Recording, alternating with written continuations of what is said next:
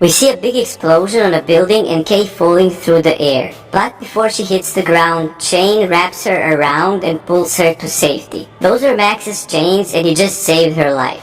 Max then tells her that she needs to be careful in this battle because he didn't expect that their enemy would have mages fighting for them. Now we can see a mage speaking in a strange and a magical tongue and casting a spell from his staff, trying to attack Miss G.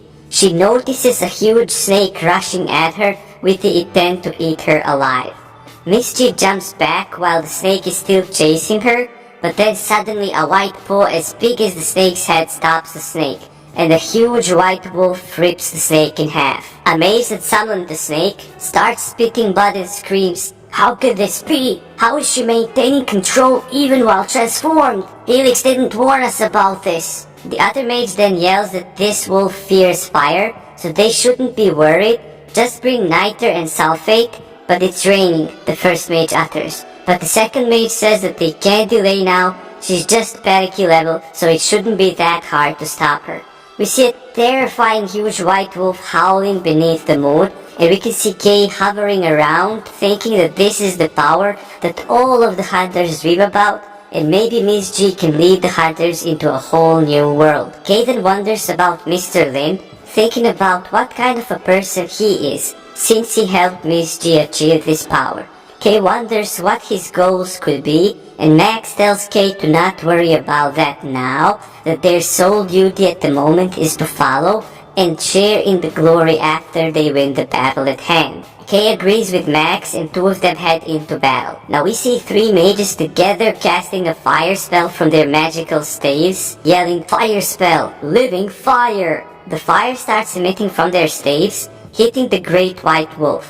Now we can see another building explode close by and the great black wolf coming to rescue. While mages are setting their fire spells on the black wolf now, we see Max and Kay finishing off one of the mages. Then we see a huge fire explosion and Kay and Max scream, "Madam!" Now we see two mysterious mages from afar commenting on the current battle. One of them is saying in admiration that he didn't expect that there would be someone this powerful in the Nokin region. So powerful that it can maintain control even while in the beast form. And then this mage comments that not even Old Wild can do something like that right now. He then asks another mage if he's seen Old Wild, because they've gotten the report saying that he was seen on the 23rd Street. But the other mage responds that he didn't see Old Wild yet. The first mage instructs the second one to go and find Old Wild, because the second mage is a student of Old Wild. And while he's saying this, a great wolf appears behind him. He quickly turns around and yells, "What?" Thinking to himself he got careless and let his guard down, and completely forgot that this wolf possesses the ability to dimensionally travel. But then he also thinks that how did she manage to find his coordinates and then teleport to his current location. He tries to dodge, but the great white wolf is too fast and manages to bite his hand, and while in immense pain, he looks at the second mage seeking help and calls his name in an agonizing scream. "Yuan!" Yuan then assumes a powerful pose that allows him to cast even more powerful spells, and then yells, "Vertigo! Flash!" The wolf thinks to itself that the language Yuan is using is really refined and advanced, and that the spell he is about to release must be powerful and dangerous. Only a skilled black mage is capable of doing something like that. And while the great white wolf was having these thoughts, the first mage grabs its paw in a blink of an eye and throws the wolf on the ground, and then quickly takes out his dagger, wanting to stab the wolf and finish him off. But the wolf's eyes light up and it yells, "Will of Steel!" and with all of its force rips the mage's arm clean off. But then it sees a huge purple ball of magic above it and looks at Yuan, who utters magic words, "Fire spell! Son of Decay!" The wolf gets utterly petrified, thinking that this spell is too powerful and dangerous, and it has to run away quickly. It has to blink away quickly even if her body gets twisted. This is the only chance for her to survive, and she actually manages to blink away. We then see Yuan approach the first mage and ask him, "Mr. Helix, are you alright?" Helix, with his arm ripped off, answers, "I'm fine." He then says that the owner of the bookstore at 23rd Street is even more powerful than they thought. Then we hear Mr. Helix's bones cracking as he's casting a spell to regrow his arm back. Yuan then asks Helix, is it because she has the power to teleport? To which Helix replies by saying, no. I mean, she was able to extract Ryan's intel from his soul, accurately pinpoint our location, and dispel your mind spells. Helix says that he's way more interested in that kind of power. What they are talking about is that Miss Jin's wolf form is so powerful thanks to Mr. Lin's teachings, and that that's why they think Mr. Lin is way more powerful than originally expected. Then Helix orders Yuan to go and find Mr. Lin, and tells him that unfortunately Helix has something more urgent right now, and he also tells Yuan that finding Mr. Lin is more important than finding Old Wild out. Then Helix summons a magical egg filled with dark matter and asks Yuan what does he think will hatch from the egg. To which Yuan responds by saying, a magical dream beast? Helix then replies by saying, no, not at all. It's a god. Now we go back to the library and Mr. Lin, and we can see him walking up the stairs towards his bedroom, thinking to himself that this rain has been falling heavily for a long time now, and who knows when will it stop. He says he'll go buy groceries once the weather gets better. He enters his bedroom and hangs the Old Wild's dream catcher above his head. He thinks to himself that this dream catcher is definitely a handicraft, and even if he didn't have actual use of it to make his sleep better, it still looks exquisite, just like the gargoyle he got from Old Wild as well. Mr. Lin then thinks he needs to thank Old Wild next time he comes. We can see Mr. Lin tucking in his bed, getting cozy and saying, I hope this dream catcher works. Good night and sweet dreams. And as soon as he shuts his eyes and starts sleeping, the dream catcher activates and starts glowing. And we see Mr. Lin in his dream and it's snowing. He actually thinks to himself, is this my dream? The snow feels like ashes and it's not actually cold. It even feels a bit warm. Mr. Lin thinks that it makes sense though, because he's in a dream after all. Then stutters for a moment after seeing beautiful scenery in front of him. He sees a giant tree in front of him and thinks that there's no way a tree like this would exist in real life, because of its twisting branches and sky-coloring crown. It's like its vessels are entangled within its skeleton. As he's looking around, he spots a gorgeous elven woman sleeping near the tree. She looks so peaceful and beautiful. At that moment, a strange yet familiar melody appeared in Lin's heart. I crown me king of the sweet cold north, with my carpet of needles and my crown of snows. And we see the image of this elven lady with a crown on her head. Mr. Lin utters that this is a spectacular dream, like a beautiful dream from a fairy tale. He says that Old Wild wasn't exaggerating.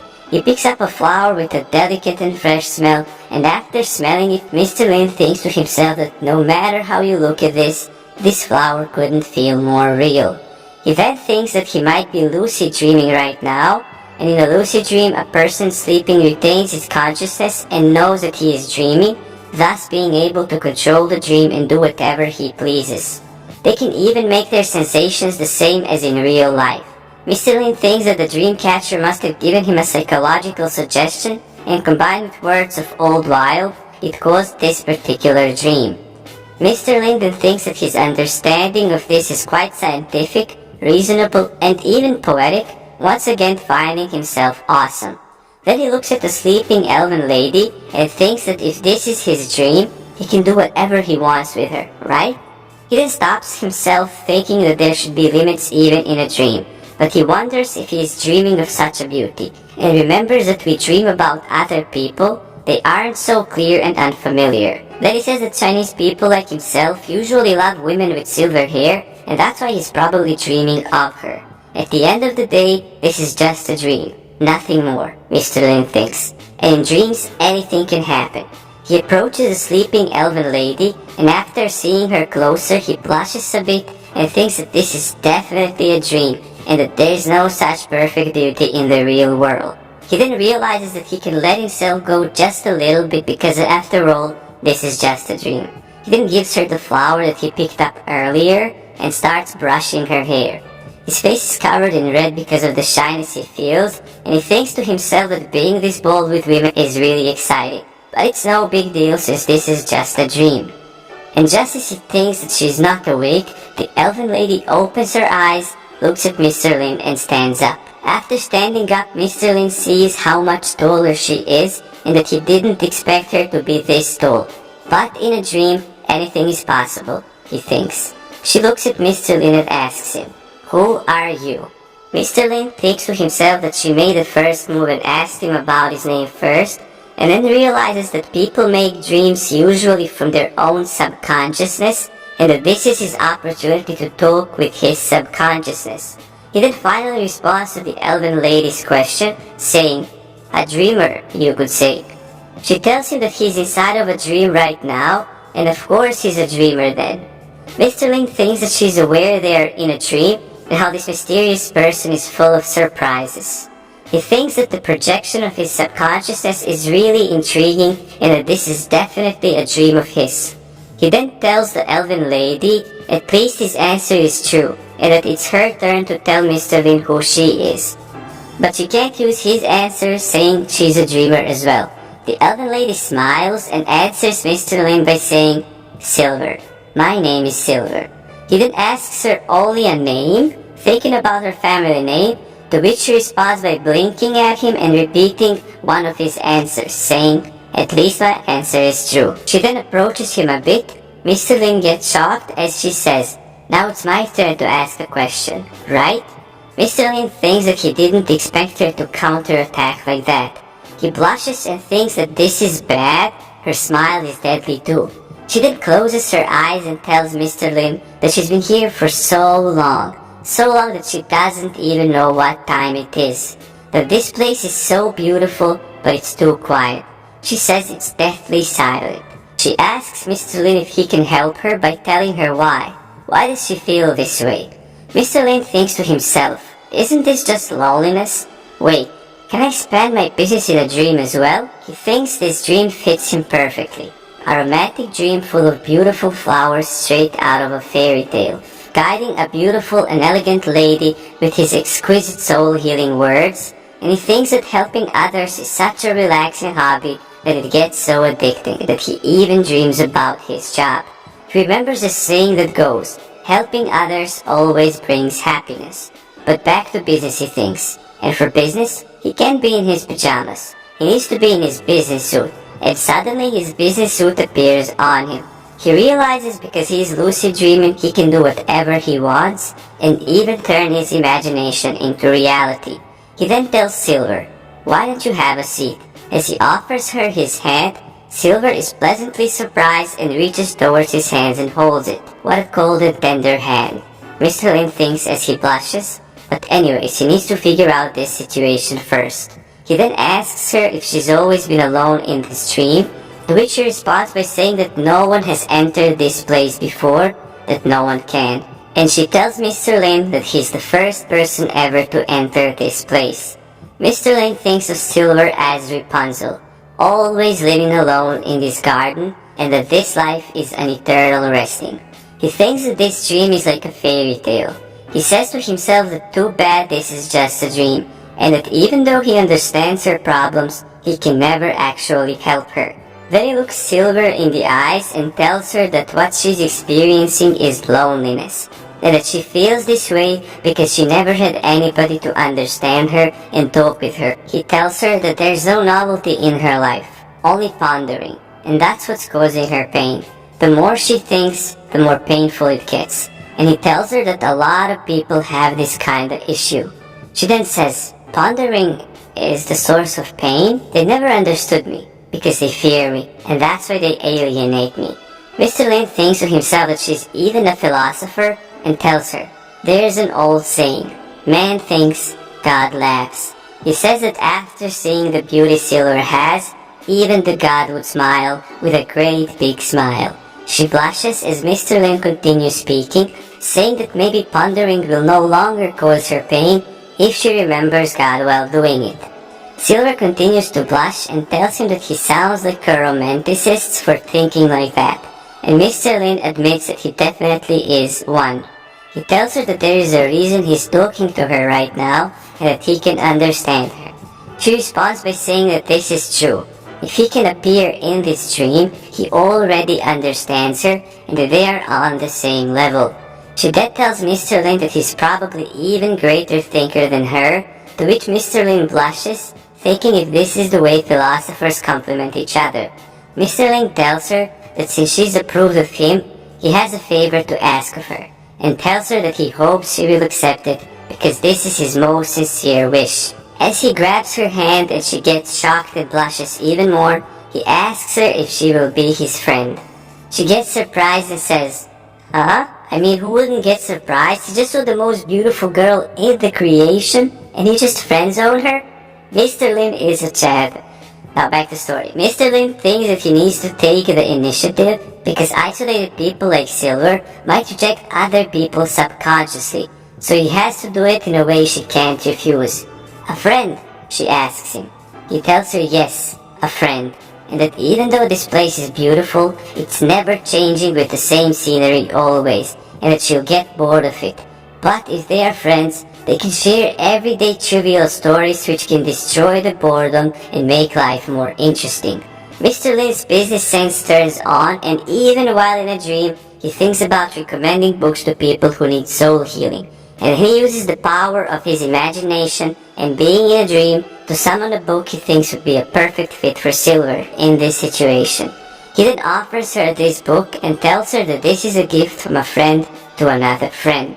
She tells him that she hasn't received gifts in so long and that nobody has talked to her. She says she doesn't have anything but this tree, its fruit and flowers and honey. She tells Mr. Lin that he can take any of these that he wants, that's a gift from her to him.